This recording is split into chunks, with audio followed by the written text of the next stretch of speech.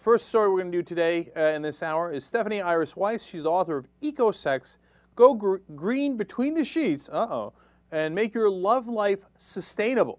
Okay, now we had discussed this in the program yesterday, and we were getting at the idea a little bit, and Stephanie said, oh, now hold up. Let me come on the show, and let's have a real conversation about this. And we thought that made perfect sense. So Stephanie, welcome. Hello there. Thanks so much for having me. Oh, no, we appreciate you coming on.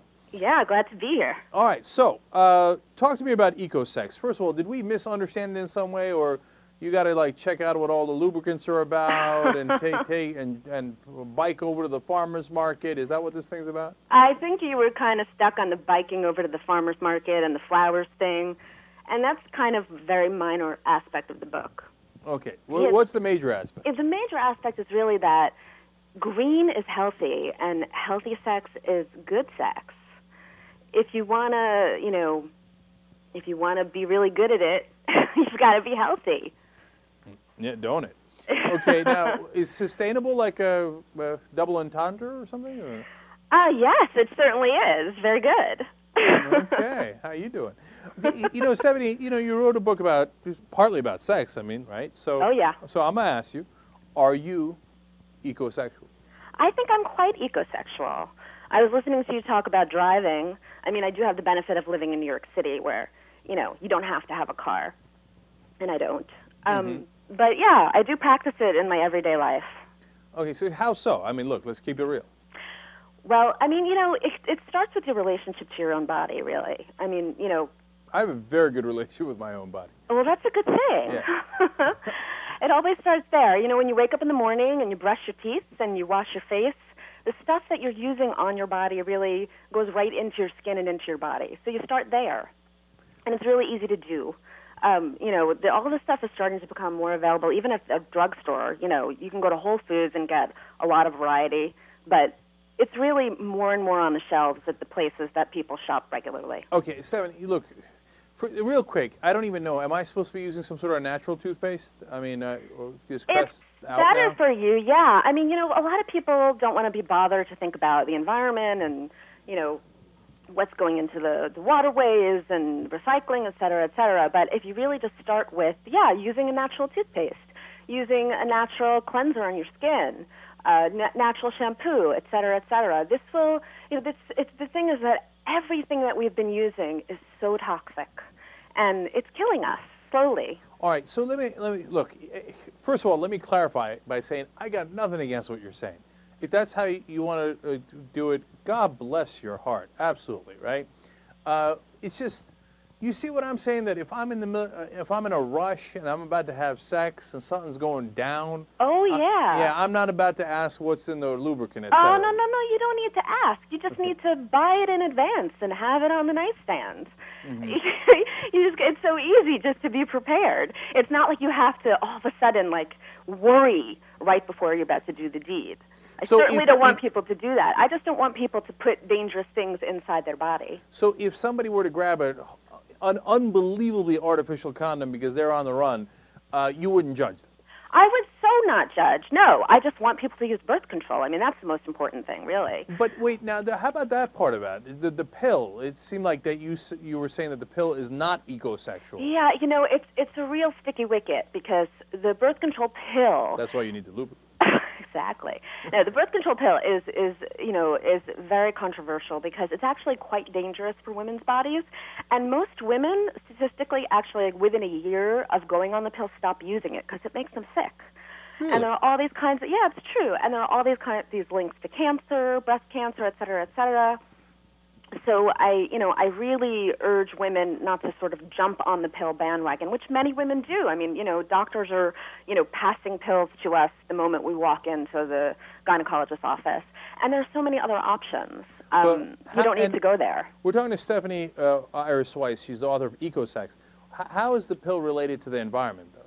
Well, the way that the pill is related to the environment is there's a lot of evidence that when women urinate, they're excreting hormones back into the waterways, and people think that this is sort of related to hormonal issues with fish, hermaphroditic fish. That's just one of many reasons why it's dangerous. But just back to the body. a lot of women have major issues. I mean, weight gain is one of them. And the worst thing about the pill, in my opinion, is that it actually decreases your sex drive. Why would you go on something that's going to decrease your libido in order to not get pregnant? It just doesn't make any sense. Okay, now you're talking my language. We don't want reduced libidos for women. No. Okay. We want lots of libido, and all of the things that I recommend in the book actually increase libido. All right, God bless. So, so how big is this ecosexual movement? I mean, is it, is it a couple of hippies here in L.A. and a couple of folks in New York, and I keep saying hippie. I'm such a bad guy. Correct me on that. But anyway. Or is it like it's building? Oh my God, you don't understand. 2.5 million people are practicing ecosexual activities every day. I think that most people don't know that they are ecosexuals, but I think that anyone who's experimenting, for instance, with a vegan diet, or more and more concerned about climate change and making changes in their lives, getting a hybrid car, et cetera, are moving in this direction. And sexuality is just one arena that I found. The reason that I wrote this book is because I knew a lot of people who were greenies, and they were green in every area of their lives except for their most intimate life. Thus, I wanted to give them, ways to be green everywhere. Yeah, well, that makes sense. Yeah. So, do you ask your partners ever? And I don't know what your situation is at all, but do you demand that they are also ecosexual? I just have what's needed on hand. In a long-term relationship, and it works out perfectly. Does he ever consider it kind of a pain in the ass, or is he down for the ecosexual? No, it's not actually.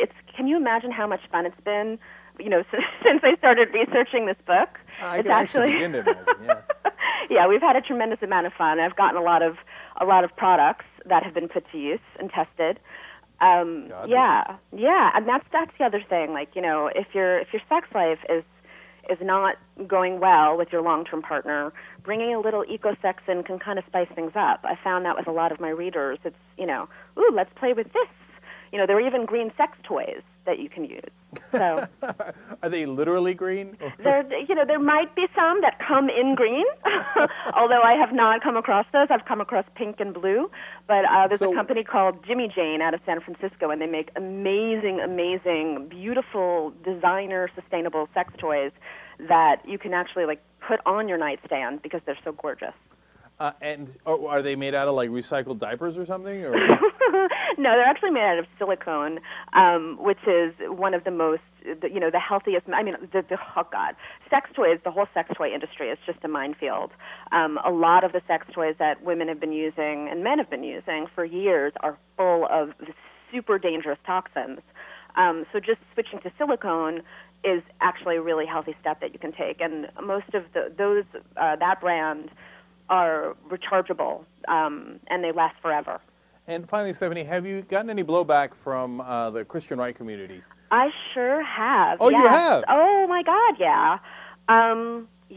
They caught on to it, really, really early, before the book even came out. The big conservative paper of record, whose name is escaping me right now, wrote kind of a jokey article about it. What will the liberals think of next? That was the tone of it. Right, but they can't be opposed to it, right? I mean, if people want to practice green sex or purple sex or blue sex, what business is it of anybody? On the other hand, they are conservatives. They're terrified they'll have less babies. They're just terrified of anyone saying overpopulation is an issue in the Western world. They just want us all to have as many babies as possible, and how they feel about abortion and right. Oh, are you anti-babies or no? I am not anti-babies. I love babies, but actually in the process, I'm in my late 30s, and in the process of researching this book, I always planned to have 2 biological babies, and in the process of writing this book, the research that I did, I decided that I'm not going to, and I'm actually going to adopt.